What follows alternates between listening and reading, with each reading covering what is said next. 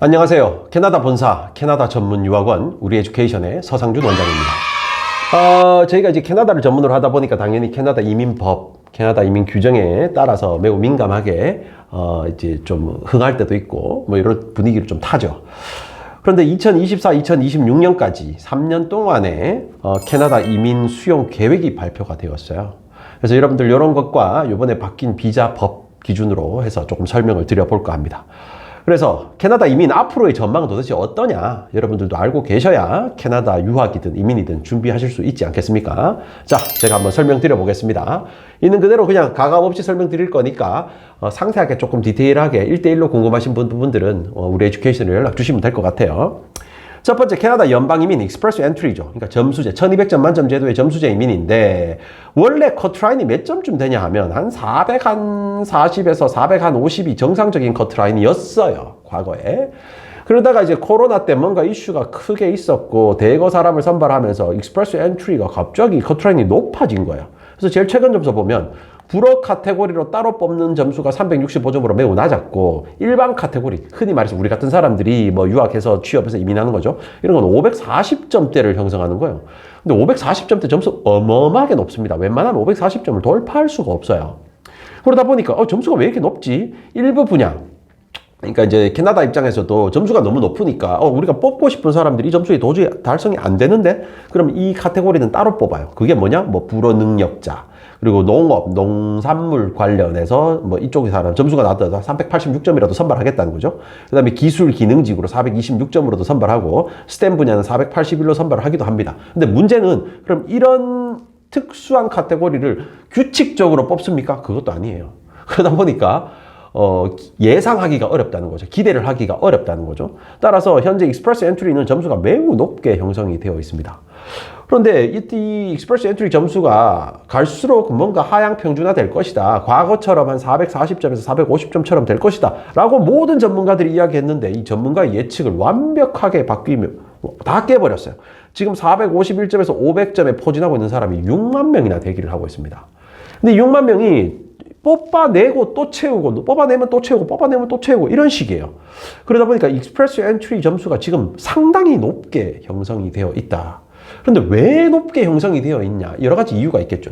첫 번째, 불어권을 우대하다 보니까 영어 불어 다 되는 사람들이 영어 불어 점수를 다 맥스로 받아서 고득점자가 많아졌다. 첫 번째. 두 번째, 고학력의 영어권 국가의 사람들이 캐나다 이민을 원하고 있다. 어디겠습니까? 미국, 영국, 호주예요.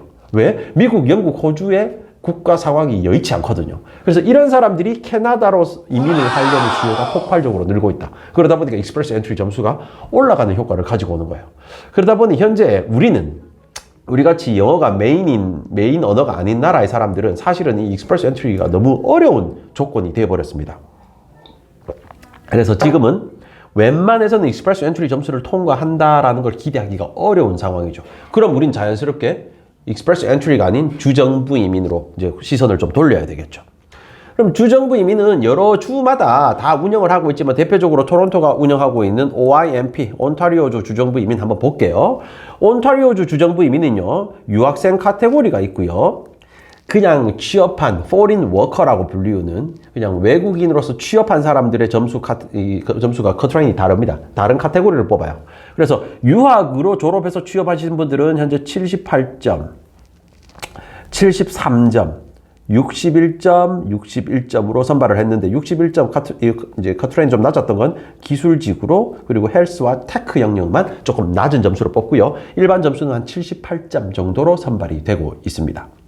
두 번째, 취업을 기반으로 하시는 분들은요, 매우 낮은 점수, 일반적으로는 50점인데요, 기술직은 33, 헬스테크 40, 뭐 34, 43, 이렇게 낮게 뽑고 있어요. 그래서 재밌는 거는요, 유학생들도 이 카테고리로 신청이 됩니다. 자기 유학 점수만 포기하면. 나는 캐나다에서 컬리지 졸업했어요. 하지만 이건 점수 인정 안 할게요. 하고 이 카테고리로 들어가면 돼요.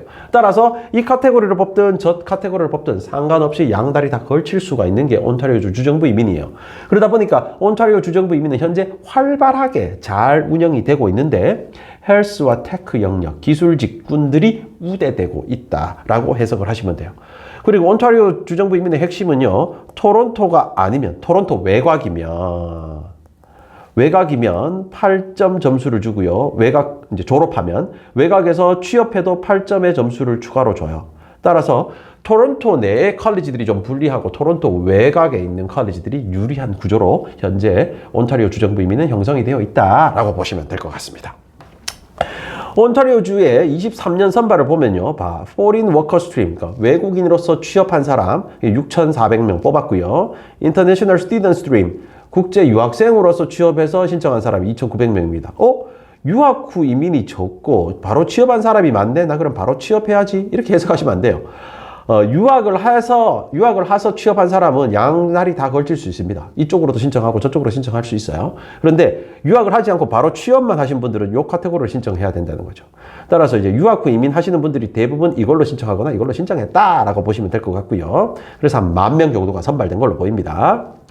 자, In-Demand Skill Stream, 이거는 딱 캐나다가 온타리오주가 원하는 잡 타이틀로 취업한 사람들 뽑는 게 한 1,000명 정도 선발했고요.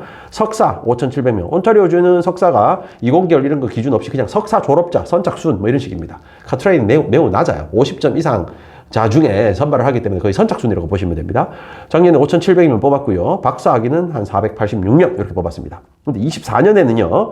현재 그러니까 Foreign Worker Stream으로 3,000명 뽑았고요. International Student Stream으로 2,400명 이렇게 뽑았습니다. 인디맨드는 아직 뽑지 않았고요. 마스터 스트림으로 한 번 뽑았는데 이게 1월 24일인가 뽑았을 거예요. 1,344명. 그리고 PhD 박사학위자도 1월 24일 같이 뽑았는데 125명 이렇게 선발됐습니다.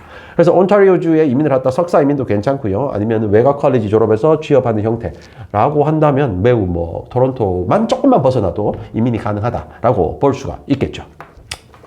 양대 산맥입니다. 이제 밴쿠버의 BC주의 PMP입니다. BC PMP. BC주는요, 주구장창 설명드립니다. 자, 2월 6일 날 뽑은 것만 봐도요, 일반은 200점 만점에 122점. 거의 달성 어려운 점수인데요. 유아교육은 60점, 헬스케어는 60점으로 선발해요. 그래서 유아교육 ECE, 헬스케어 어시스턴트 이 자격 아주 간단합니다. 사립학교 가서 1년에서 1년 반만 수업하면 따는 자격들이에요. 그리고 나서 LMI 받아서 취업하자마자 대부분 60점을 넘거든요. 고등학교 졸업하신 분들도 여기 가서 컬리지 1년제, 2년제 이렇게 졸업해서 취업하면 그냥 이 점수 당연히 넘습니다. 이걸로 가장 쉽게 이민할 수 있다. 최근에 이제 컨스트럭션 관련해서 건설 부분이 75점으로 조금 낮게 뽑고 있는데요.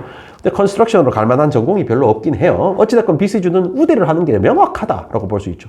1월 30일 뽑은 것도 똑같습니다. 유아교육 70점, 헬스케어 70점, 60점, 쏘리. 건설은 75점, 테크는 103점. 1월 23일 뽑은 것도요. 유아교육 60점, 헬스케어 60점, 건설은 75점. 주구장창 우대하는 세 가지 분야를 지금 사인을 주고 있죠. 그래서 여러분들 밴쿠버에서 이민하고 싶다. 유아교육이나 헬스케어 하면 그냥 게임 끝나는 거예요. 무조건 이민 된다라고 보시고 걱정 마시고 계속 준비하십시오. 아직 준비 전이신 분들은 우리 에듀케이션하고 통화 혹은 상담을 받으셔서요. 프로세스를 조금 정립하신 다음에 아주 쉽게 준비할 수 있는 방법이 많습니다. 단점도 존재할 수 있지만 장점이 워낙 극명하기 때문에 밴쿠버에서 이민하는 거 어렵지 않다라고 볼 수 있죠. 그러면 캐나다 정부는 이민을 어떻게 받아들이기로 했느냐. 자유당이 정권을 잡고 21년에 발표를 했죠. 우리 앞으로 이렇게 이민자 받아들일 거예요. 22, 23, 24, 3년 동안 43, 44, 45만 명 받아들일 거예요. 했을 때 우리나라 그때 난리 났어요. 우와, 캐나다 이민자 많이 받아들이는가 보다. 그래서 23년, 24년 문의가 엄청나게 많았습니다. 실제 많은 분들이 나가기도 했죠. 그런데 2023년 말에 캐나다 정부가 또 발표를 해요. 우리 24, 25, 26, 3년간 이렇게 받아들일 거예요, 이민자라고 했는데 더 대박. 48만, 50만. 훨씬 더 늘어난 숫자로 이민을 받아들이겠다라고 발표를 한 거예요. 대박입니다. 세부 카테고리로 구분을 하면 과거와 비교를 하더라도 극명하게 드러납니다. 이코노믹이라고 경제이민이라고 하는 이게 경제이민이라는 용어가 따로 있는 게 아니라 흔히 말해서 우리가 취업해서 이민하는 걸 말해요. 그래서 익스프레스 엔트리가 대표적인데 이게 24만에서 한 28만까지 한 4만 명 늘어나겠다. 그래서 30만 명까지 늘어나겠다. 그러니까 5만 명 정도 늘어나서 뽑겠다 하는 겁니다. 여기서 5만 명 더 뽑겠다. 패밀리는 알아서 따라 들어오는 이 사람들 이민시켜주면 그의 가족들은 당연히 이민이 되는 거니까요. 케어기버 지속적으로 운영하고 더 느리겠다 하는 겁니다. 케어기버 이민 여전히 살아 있습니다. 그래서 요즘에 온타리오주 중심으로 퍼스널 서포트 워커 이쪽 전공이 좀 흥하고 있죠. 이쪽으로 취업하면 이게 케어기버 이민의 카테고리에 들어가거든요. 그래서 이쪽도 지금 많이 열려 있습니다. 아틀란틱 이민 ARP 이것도 여전히 6,500, 8,500, 8,500으로 더 확대해서 진행하겠다. 주정부 이민 원래 한 8만 명, 9만 명 정도인데 이걸 11만, 12만 명으로 더 뽑겠다. 따라서 캐나다 이민을 더 받아들이는데 모든 영역에서 더 받겠다라고 하는 겁니다. 그래서 걱정하실 필요 없어요. 캐나다 이민은 계속 받아들일 것이고 앞으로 더 받아들이게끔 구성이 되어 있습니다. 물론 이걸 악용하는 나라들이 있어요. 대표적으로 인도, 필리핀 이런 국가에서 또 뭐 방글라데시 뭐 이런 나라 쪽에서 네팔 이런 나라에서 비자 법을 악용해서 유학한다고 해놓고 돈 벌러 나가고 이런 여러 가지 병폐들이 있었죠. 이런 병폐들을 막기 위해서 비자 법을 조금 더 엄격하게 작동하고 배우자 워킹 퍼밋 원래 유학을 하면 그 배우자는 취업 비자를 줬거든요. 이걸 제한하겠다라고 지금 발표를 했어요. 왜? 지금 이쪽에서 어마어마한 사람들이 들어오고 있으니까 또 캐나다의 경제를 흐트리고 있으니까 이거 통제하겠다. 그리고 집 못 사게 하겠다. 유학생 지금 당장 집 사지 마. 영주권 따고 사세요 하는 거예요. 지금 당장 집 사지 마. 왜? 집값이 너무 오르니까. 이런 것들에 대해서 안 좋은 소식이 들려오긴 하지만 사실 이게 한국 분들에게 영향은 없다고 봐도 괜찮아요.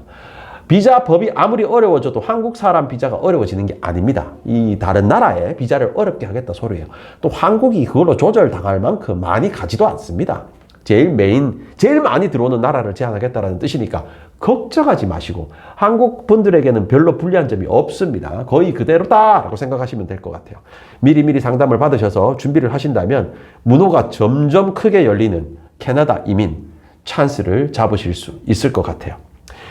자, 캐나다 이민을 꿈꾸신다면요. 헬스케어, 그리고 과학, 기술, 엔지니어링, 수학을 포함한 스템 분야, 그리고 운송, 농업 부분 분야가 각광을 받고 있습니다. 전공을 하시더라도 취업을 하시더라도 이쪽 분야로 하신다면 장점이 확실히 있으실 거예요. BC주, 밴쿠버는요, 유아교사, 헬스케어. 이거 뭐 명확합니다. 이 두 개만 하면 밴쿠버에서 이민 100% 가능하다. 특히나 한국에서 자격증, 이런 거 관련된 자격증 가지고 계신 분들은 아주 쉽게 턴하고요. 요즘에 그 워킹 홀리데이 문화가 활짝 열렸지 않습니까? 지금 10,000명까지 뽑는데 이 워킹 홀리데이라도 쉽게 이민을 도전할 수 있기 때문에 우리 애주로 빨리 연락 주십시오. 뭐 불어 하시는 분들은 뭐 극히 드무니까 뭐 해당이 안 되는데 불어 잘 하시는 분들 우대해 주겠다. 뭐 저는 불어 못하기 때문에 관심 없습니다. 인력시장 요구에 맞게 경제 이민을 대폭 늘립니다. 그 말은 취업을 좀 빨리 잘 시키게끔 LMI나 워크퍼밋 좀 팍팍 주겠다 하는 뜻이죠. 신규 이민자들을 위해서 조금 빠르게 이민 프로세스를 진행해주는 프로세스를 빨리 재정비해서 빠르게 이민 받아서 안정화될 수 있도록 만들어 주겠다. 석사, 박사의 고학력자, 캐나다에서 이제 석사, 박사를 할 사람들은 따로 선발을 해서 이민에 좀 유리하게 하겠다. 당연히 다운타운보다, 주요 도시보다 외곽, 거점 도시에서 이민을 할 수 있도록 더 많이 장려하겠다는 게 캐나다 이민의 큰 방향성입니다. 캐나다 이민은 갈수록 더 쉬워지고 있습니다. 이 영상 보시는 호주에 계시는, 뉴질랜드에 계시는, 이민이 어려운 국가에 계시는 이런 분들요. 지금 거기 있을 때가 아닙니다. 지금 캐나다 왔으면 진작에 이민하고도 남았어요. 지금 우리 에듀케이션으로 연락 주십시오. 캐나다 이민은 점점 더 쉬워질 겁니다. 우리 에듀케이션에서 3월 1일, 3월 2일 삼성동 코엑스에서 캐나다 유학이민 박람회를 진행합니다. 이번 유학이민 박람회는요, 총 20여 개 학교에서 함께 참여를 해주기 때문에 여러분들 가장 다양한 학교들과 직접 상담을 하실 수 있고 20여 개 학교는 모두 캐나다에서 직접 한국으로 방문해 주신 분들이세요. 그래서 캐나다에 살아있는 스토리들을 직접 들어볼 수 있는 경험을 하실 수 있을 겁니다. 그리고 이번에 이제 2월 달에 캐나다 비자 법이 변경이 되면서 엄청나게 이슈가 있었죠. 1월 22일 날 변경이 됐지만 이게 변경이 된 게 아니라 변경 예고가 된 것들이거든요. 이런 변경 예고된 것들이 어느 정도 지금 정리가 되고 있단 말이죠. 그래서 박람회장에 오신다면 이런 가장 최신의 비자 업데이트된 정보와 학교 정보, 그리고 이민 정보, 취업에 대한 소식들, 그리고 캐나다 이민의 방향성과 여러분들의 인생을 좌지우지할 수 있는 전공 선택, 혹은 어떤 군 쪽으로 취업을 해야 될지 이런 것들에 대해서 자세하게 상담을 받아보실 수 있습니다. 우리 에듀케이션 홈페이지에서도 신청 가능하시고요. 캐나다 유학 이민 박람회로 검색하시면 쉽게 찾아오실 수 있으리라 봅니다. 우리 에듀 박람회에서 만나 뵙도록 하겠습니다. 물론 저도 만나 뵐 수 있습니다. 감사합니다.